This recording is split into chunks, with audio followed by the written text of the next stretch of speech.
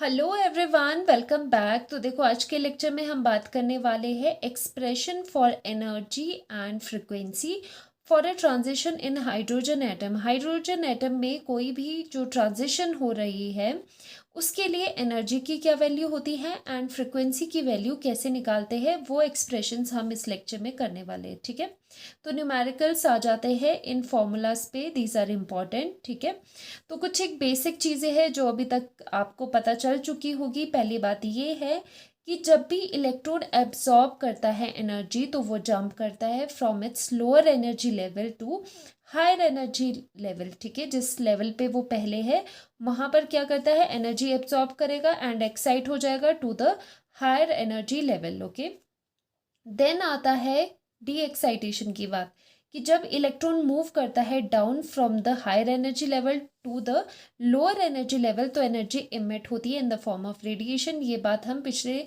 कई लेक्चर्स में कर चुके हैं। ठीक है, तो जो ये एब्जॉर्ब्ड एनर्जी है एंड इमिटेड एनर्जी है, इसकी वैल्यू क्या होती है, इसका अमाउंट कितना होता है, तो वही हम निकालेंगे।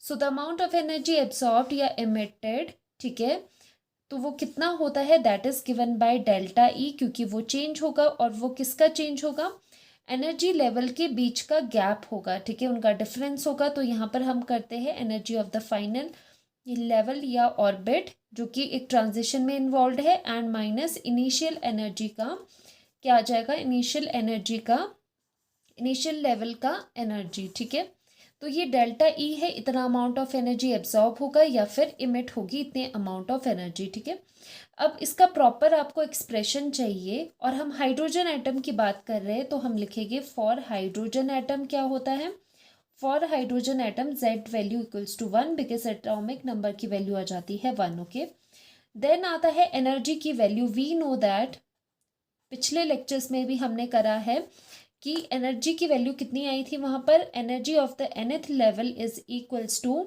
Minus R H Rydberg's constant and Z square upon n square. ये वैल्यू करी थी एनर्जी की सिंस जेड इक्वल्स टू 1 है for the hydrogen atom and R H क्या है, R H is the Rydberg's constant here. ठीक है, जिसकी वैल्यू कितनी होती है, आर एच की वैल्यू होती है आपके पास, क्योंकि हम एनर्जी की बात कर रहे हैं तो इसकी वैल्यू हम कौन सी वाली लेंगे, जो जूल्स वाली होती है, विच इज इक्वल्स टू 2.18, और अगर 18 है तो पार में भी चले जाता है 18 जूल्स। ठीक है, ये वाली वैल्यू यूज़ करेंगे। अब बात आती है एनर्जी की, तो यहाँ पर एनर्जी का expression for hydrogen atom, because हम हाइड्रोजन एटम के लिए बात कर रहे हैं, तो energy of nth level is given by minus R H, Z की जगह 1 हो जाएगा 1 अपॉन एन स्क्वायर। ओके, अब यही वैल्यू हम यहाँ पर फर्स्ट इक्वेशन में पुट करेंगे तो इसके लिए डेल्टा ई की क्या वैल्यू आ जाएगी, दिस इम्प्लाइज कि जो आपकी डेल्टा ई है, जो चेंज है एनर्जी का, वो कितना आ जाएगा, यहाँ पर एनर्जी का चेंज आ जाएगा इक्वल्स टू जो फाइनल है, फाइनल एनर्जी लेवल है उसका, फाइनल लेवल की एनर्जी माइनस इनिशियल लेवल की एनर्जी। तो यहाँ पर एन फाइनल करेंगे पहले, तो क्या करोगे, negative R H, okay, 1 upon n f का स्क्वायर, फाइनल लेवल का square, minus negative of R H upon n initial का स्क्वायर। ठीक है, ये चीज़ आपने कर दी। आपने क्या किया, इस एक्सप्रेशन को पुट करना है ऊपर वाले एक्सप्रेशन में, सिर्फ इतना करना है। ठीक है, तो यहाँ से क्या आ जाएगा, यहाँ से आप क्या कॉमन लोगे, यहाँ से आप आर एच कॉमन ले सकते हो। ठीक है, या फिर आप क्या कर सकते हो, यहाँ से माइनस आर एच भी कॉमन ले सकते हो। सो माइनस आर एच यहाँ से आपने कॉमन ले लिया। ठीक है, तो क्या आ जाता है, माइनस यहाँ से कॉमन ले रहे हैं तो 1 अपॉन एन फाइनल का स्क्वायर, माइनस माइनस यहाँ से क्या आ जाएगा, माइनस कॉमन आ गया और माइनस ही यहाँ पर रहा। ठीक है, तो माइनस 1 अपॉन एन इनिशियल का स्क्वायर। ठीक है, and n initial and n final क्या है यहाँ पर, this is the initial orbit. ठीक है, जिससे ट्रांजिशन स्टार्ट हो रही है, जो भी इनिशियल होगा उसके लिए। एंड फाइनल लेवल कौन सा है, जहां पर फाइनल ऑर्बिट, जिस ऑर्बिट में फाइनली वो ट्रांजिशन एंड हो रही है। ठीक है, वो यहाँ पर आपको पुट करना है।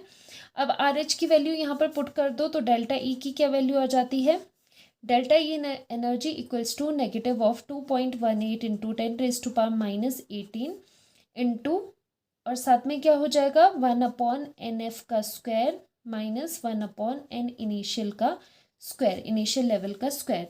और ये वैल्यू आती है जूल्स में, तो एनर्जी की वैल्यू हम यहाँ पर लिख लेते हैं अलग से।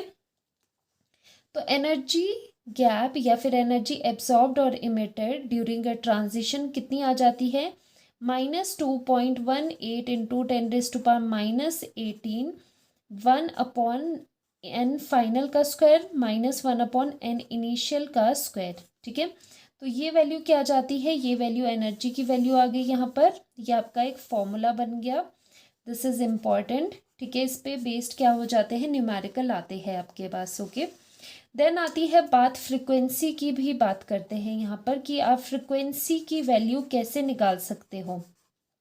ठीक है, फॉर एनी ट्रांजिशन आप फ्रिक्वेंसी कैसे निकालते हो, बहुत ही ईजी है, because we know that by the Planck's quantum theory. क्या बोलती है प्लैंक्स क्वांटम थ्योरी की, जो एनर्जी एब्जॉर्ब या इमिट होती है in the form of small packets होती है, और वो जो एनर्जी है दैट इज इक्वल्स टू, जो बेसिक एनर्जी है that is equals to h nu. Nu is the frequency. ठीक है, न्यू क्या होता है यहाँ पर, फ्रिक्वेंसी होता है। तो अगर आपको न्यू की वैल्यू निकालनी है that is equals to delta E, energy जो है divided by h. H is the Planck's constant, जिसकी वैल्यू होती है 6.626 इंटू 10⁻⁻34 जूल सेकेंड्स। ठीक है, तो पुट कर दो ये value, nu equals to delta A की वैल्यू यहाँ से पुट कर दोगे -2.18 इंटू 10⁻⁻18। ठीक है, और साथ में 1/n फाइनल का स्क्वायर -1/n इनिशियल लेवल का स्क्वायर। ठीक है, तो यहाँ पर क्या आ जाएगा, और डिवाइड करोगे इससे h से, विच इज़ प्लैंक्स कांस्टेंट, उसकी वैल्यू ये है। इसे डिवाइड कर दोगे 6.626 इंटू 10⁻⁻34 जूल सेकेंड। अब ये जो ऊपर वाली एनर्जी है वो जूल्स में है, ये जो एक्सप्रेशन है ये यहाँ पर मेंशन करना ज़रूरी है, ये एनर्जी आ रही है जूल्स में। ठीक है, इलेक्ट्रॉन वोल्ट वगैरह में अलग वैल्यूज़ आती है। नाउ फ्रिक्वेंसी ऑन कैलकुलेटिंग, ये वैल्यू जब आप कैलकुलेट करते हो जूल से, जूल कैंसिल हो गया, सो फ्रिक्वेंसी की वैल्यू आ जाती है -3.29 इंटू 10⁻15, और ये रहता है 1/n फाइनल का स्क्वायर -1/n इनिशियल का स्क्वायर। ठीक है, और ये वैल्यू किस में आती है, देखो यहाँ से जूल कैंसिल हो गया, आपके पास रहा 1/सेकेंड। एंड जो सेकंड इनवर्स होता है वो क्या होता है, हर्ट्स भी कहते हैं सेकंड इनवर्स को। ठीक है, तो ये वैल्यू आ जाती है आपकी हर्ट्स में। तो फ्रिक्वेंसी किसी भी ट्रांजिशन के लिए, अगर आप हाइड्रोजन एटम की बात कर रहे हो तो उसके लिए एक्सप्रेशन क्या होता है, उसके लिए एक्सप्रेशन होता है ये वाला। ठीक है, तो यहाँ से आपके पास क्या आगे दो फॉर्मूलाज निकल करके आगे, पहला था ये एनर्जी का, कि किसी भी ट्रांजिशन के लिए एनर्जी क्या निकालेंगे, कैसे निकालेंगे, चाहे वो एब्जॉर्प्शन हो या एमिशन हो। एंड उसके लिए फ्रिक्वेंसी कैसे निकालते हैं, उसके लिए भी ये फॉर्मूला है डायरेक्ट। तो देखो पीछे वाली चीज़ें जो है, ये वाला पोर्शन है, ये दोनों फॉर्मूलाज में सेम है। एनर्जी में जस्ट वो एनर्जी की आपको वैल्यू यहाँ पर लिखनी है, जो कि पहले भी हम करते आ रहे हैं। ठीक है, एंड यहाँ पर फ्रिक्वेंसी में -3.29 इंटू 10⁻15 लिखना है। ठीक है, तो ये कुछ फॉर्मूलाज है जो आपको लर्न करने होंगे, क्योंकि इसके बेस पे क्या होता है, डायरेक्ट आप क्वेश्चंस को सॉल्व कर सकते हो। आप एक चीज़ ये भी कर सकते हो कि एनर्जी का फॉर्मूला लर्न कर दिया और बाकी आप फ्रिक्वेंसी का फॉर्मूला खुद निकाल सकते हो, लेकिन उसके लिए आपको ये पूरा कैलकुलेट करना होगा। सो टू सेव टाइम आप क्या कर सकते हो, यहाँ पर ये डायरेक्ट क्या कर सकते हो, लर्न कर सकते हो फॉर्मूला। ओके, तो ये था पूरा about energy and frequency of a transition in hydrogen atom. ठीक है, तो इस लेक्चर में इतना ही है, तो मिलते हैं नेक्स्ट लेक्चर में, जिसमें हम बात करेंगे limitations of bore atomic model. ठीक है, तो बाय बाय, टेक केयर।